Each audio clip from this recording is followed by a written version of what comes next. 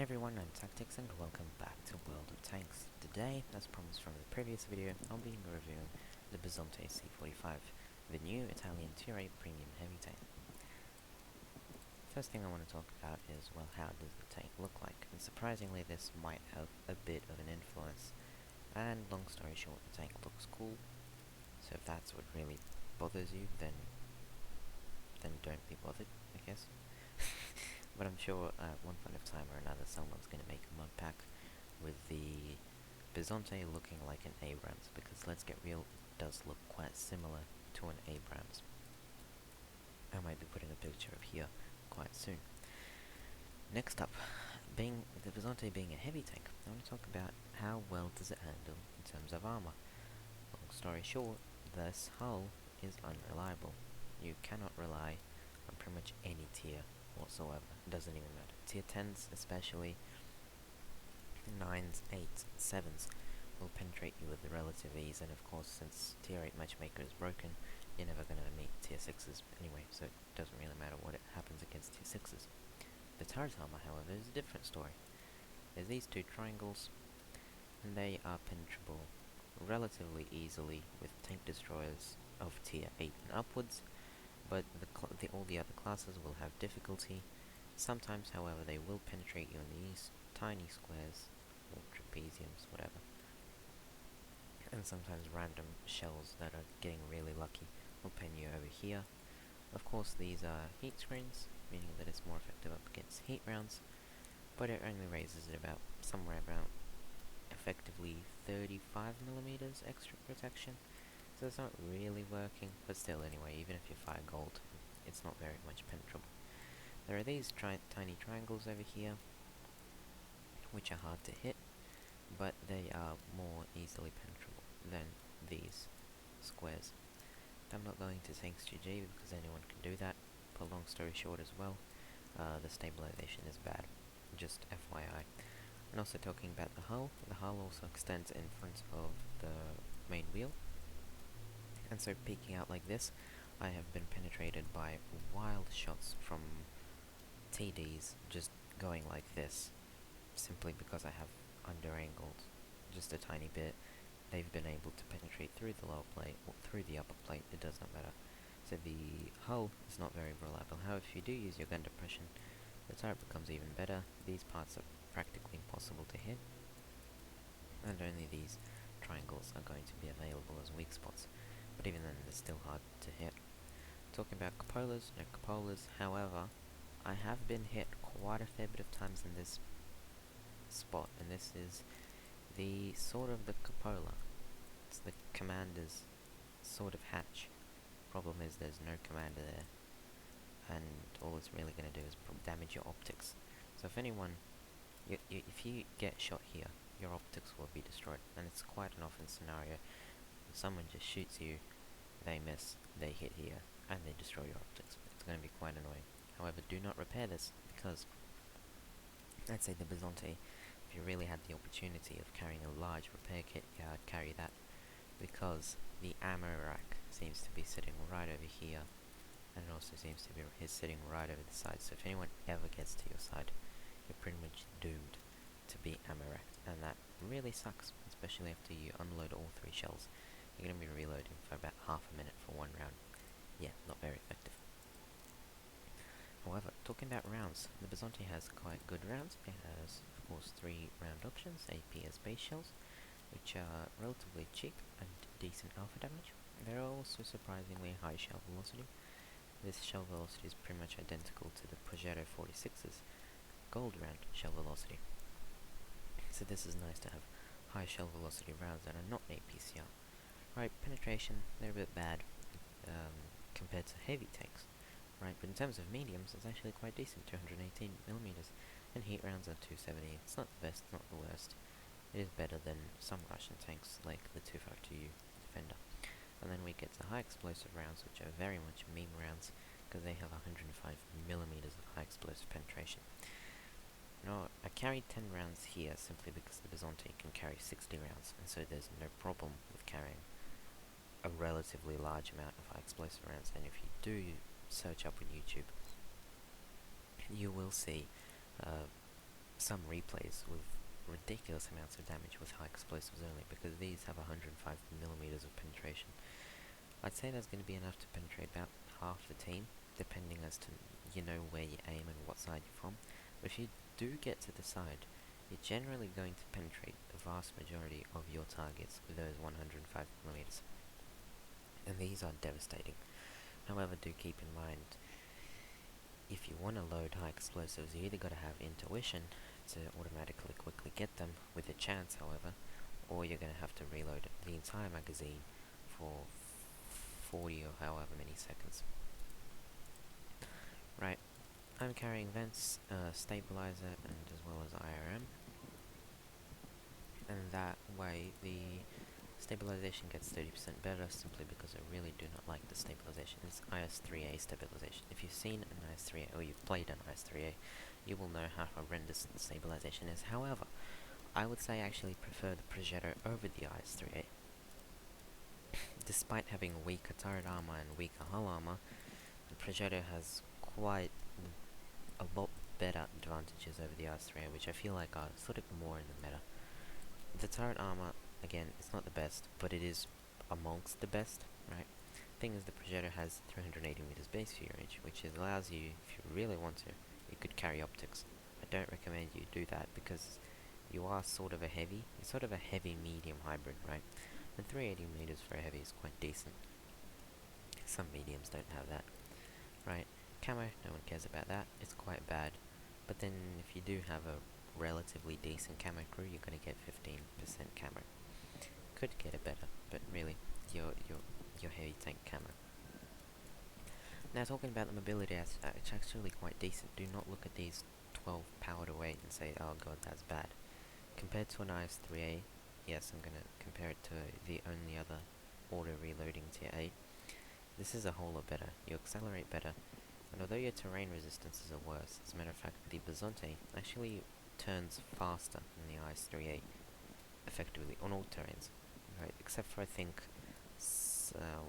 it's like hard or something, where they're equal, but on all other terrains, the Bisonte is pretty much the identical maneuverability as the IS-3. However, the Bisonte, what it also has 50 top speed, which makes it a whole lot better than the IS-3A.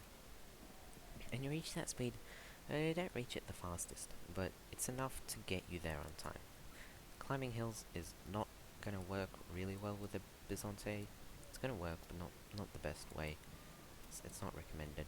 Survivability I've covered, and firepower. The accuracy is actually quite decent, and that's another thing, that's another big advantage over the IS-3A, and that is the fact that you have like 0.4 better accuracy. Yeah, if you've ever played Russians, this is going to feel like an absolute sniper. And so what I love about the Bisonte is to compare to the IS-3. The aiming time is also quite good, down at 2.36, and of course 10 degrees of gun depression. The entire reload is taking 38 seconds, at least with my setup. I'm not even running bonded equipment, which I would very much want to do. The harder bonded equipment. And the auto reloading time is actually fairly quick. 15, 13, and 10. It's actually very, very nice. I'd say that, yeah, definitely if I was picking between the Bisonte and the IS-3, I would definitely pick the Bisonte, simply because of its overall versatility, right? You have better top speed, you have better maneuverability, you have better view range, you have a more accurate, well, I'd say accuracy is not the key thing, but it's a much more reliable gun. If you're wondering how the heck in the world did I get such a good crew, this is a crew from a Progetto that has played 1,000 battles, which is FYI. That's why I have a good crew. And I've just directly retransferred them, so which is also a good thing. The crew layout is the exact same. Literally no skills that I have that don't work. They all work.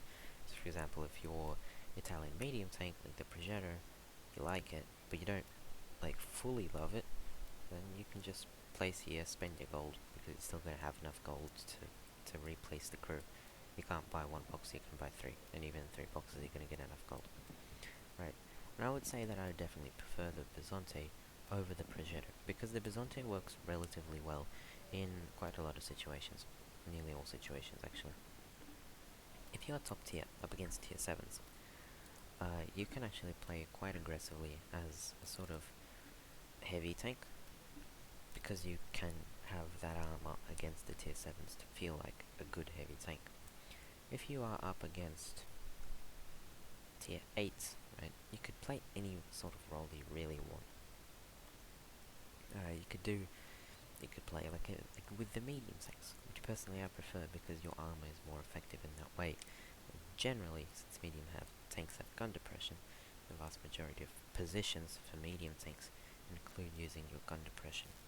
Heavies generally, usually, like to brawl in the city. Okay, and so we're in a nice matchmaker up against tier 7s. Right, but I do quickly want to cover what happens if you are up against high tiers. In that case, you can just play as a almost sniper. I know it sounds stupid and I know it sounds ridiculous and it sounds like an absolute joke, but it is actually relatively well. It works relatively well. So in this case, since we're up against lower tiers, the only problem is the learns are tier 8 heavy tanks, but these guys, I think these guys are going to go there. Which is exactly the reason why I'm going to go over there.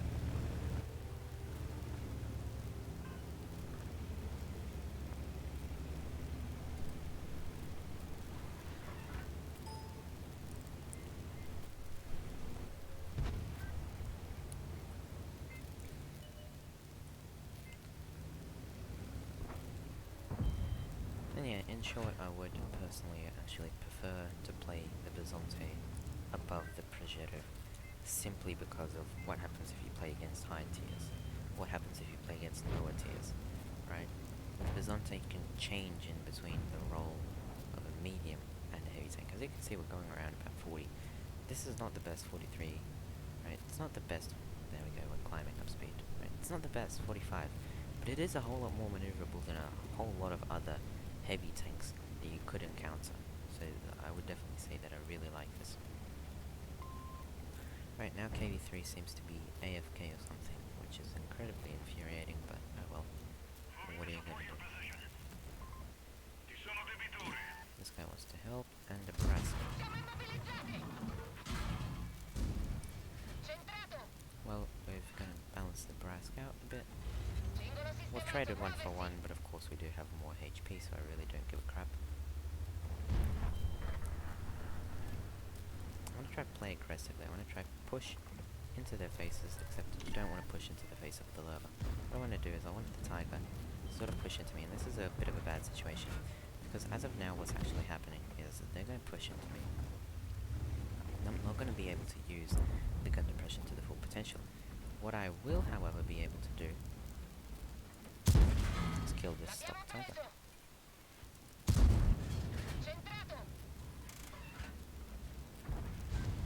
Okay. Okay, so now we have a GSOR.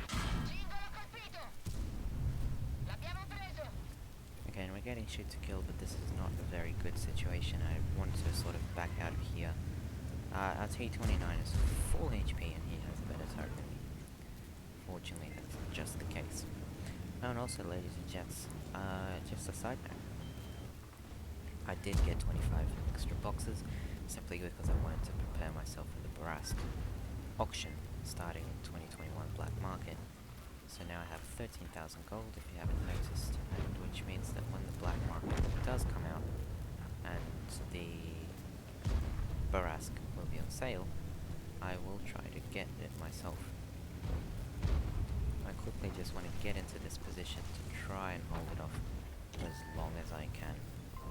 I want to try using my gun depression. I want to try and annoy the enemies over here. This panther.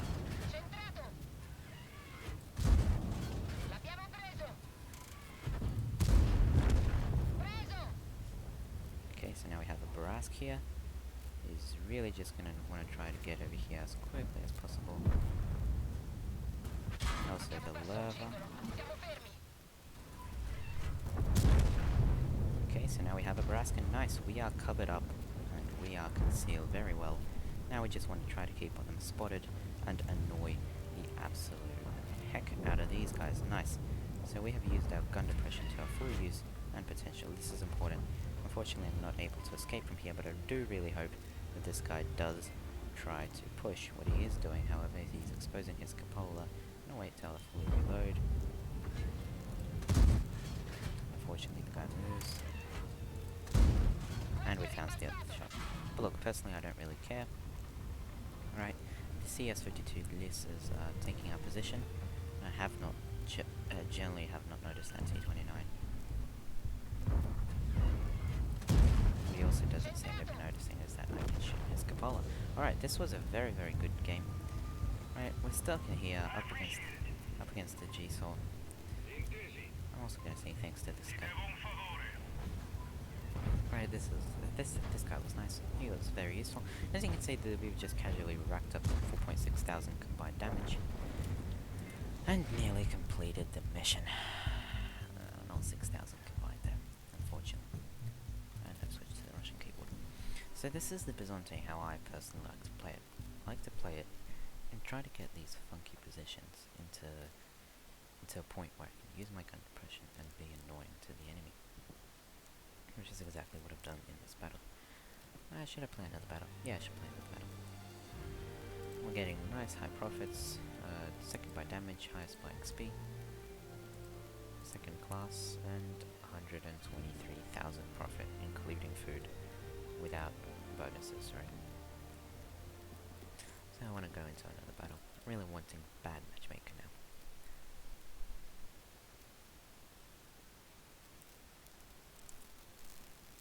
And amongst the other 25 boxes that I got, there was a T78, which I will review. Okay, so this is not bad MM. This is Westfield.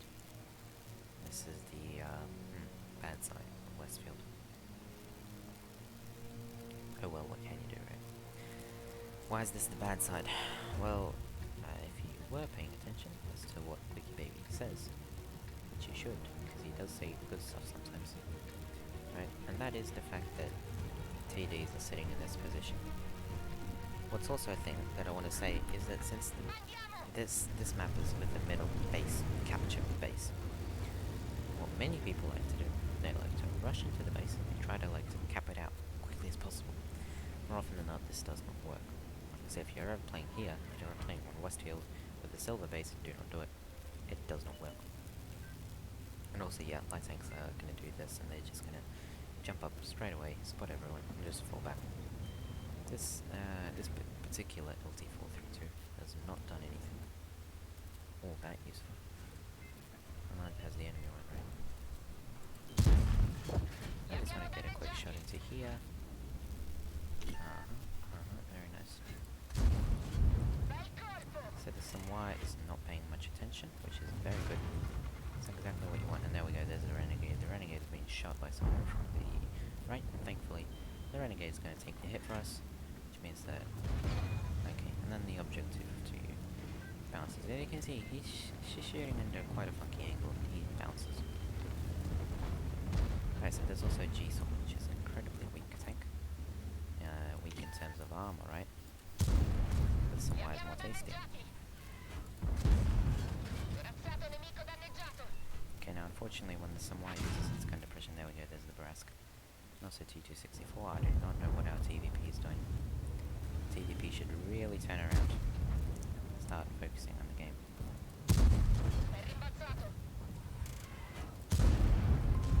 Just two shots, one of them is a bounce, the other three made a big mistake by simply exposing this little plate without any gun depression whatsoever.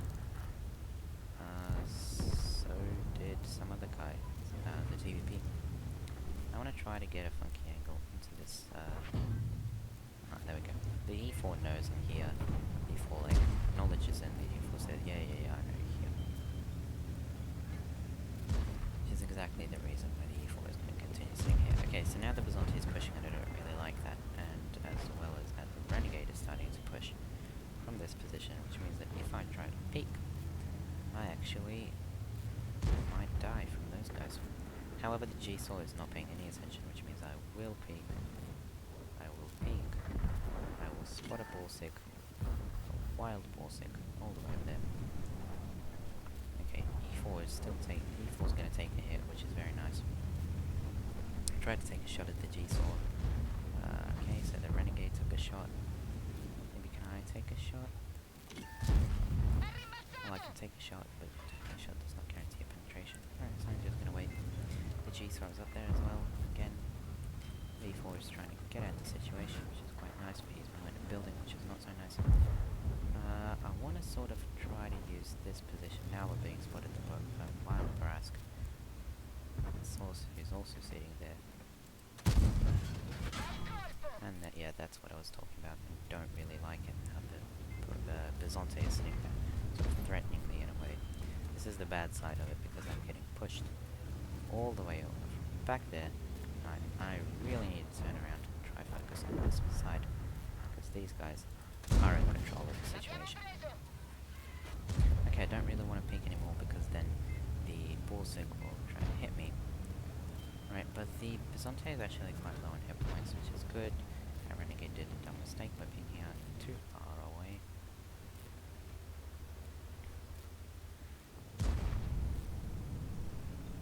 Okay, so the enemy Bisonte doesn't seem to be paying the most amount of attention. However, we do have a T-92 behind our backs, which is not too nice. I want to angle my armor towards them. Or do I want to angle it against them? Away from them. Okay. My butt to them. Okay, so I know that this battle is essentially lost. We are surrounded from all sides. There is literally no chance. What I want to try to do is I want to try and to hold off for as long as I possibly can. Alright, nice. So the Baraski is not paying attention, and the Barask has gotten himself way too far forwards. Very, very nice. Okay, so now we want to take a shot to the Borsig, and now we just want to sort of fall back, 3.7k damage. I just noticed that. Alright, so, what's the mission actually saying? Okay, we gotta win. So, mission says win, means we win. Okay, so now I want to try to wait to reload, and the STA-1 is one shot as well as the Progetto, which is very nice, and also is the UDAS, which means that I need this guy's help to try to cover me from all sides. Alright, so there we go, as I was saying, Amarat. Okay. Okay, there we go. Nice. Ram him. Nice. Okay, now he kills my gun, which is also annoying, because sometimes gunners can get destroyed. And there we go. Finally, the mission is completed. Thank you. Alright, I honestly did not expect to complete this mission. These are live games. This is not me talking over. Okay, and yeah, one thing I forgot to mention, the gun is also quite vulnerable. Many wild stray hits like here, just for no reason at all, will destroy your gun. I said the G-Saw is not paying any attention. Let's go platoon IS-3. Come on IS-3. Rig Brothers in Arms, please. Right up here. So now we're gonna get a Rig Brothers in Arms. It's rigged because we didn't form a platoon. Okay, so now I want to shoot, and of course I want to miss. Now I want to shoot, and not miss. There we go. Absolutely epic game. I think this is an ace tanker. 4,900 damage, 5,500 combined to marks of excellence. Yeah, and obviously we're going to be the highest by damage on our team. So yeah, but look, this is a live game. Do not judge it and say that, oh wow, look at that, this tank is OP. No, I think this tank is actually quite balanced. It's quite a balanced tank because of the fact that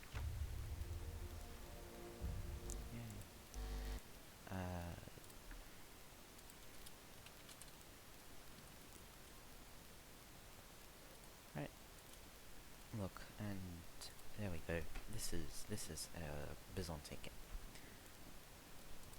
I do want to say it's balanced, right? This is you've sort of seen everything in this game, this second game, and the first game really as well.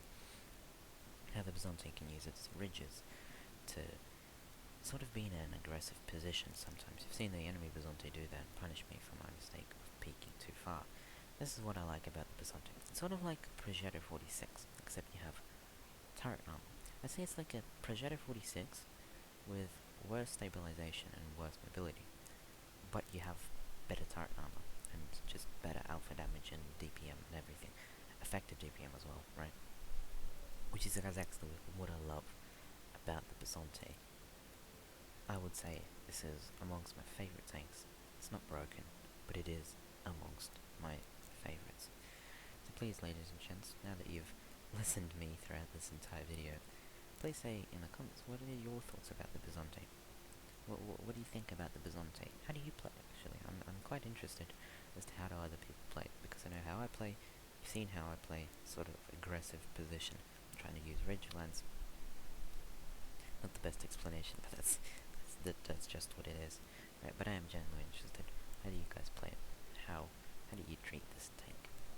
So thank you all so much for watching, and I'll see you all next time.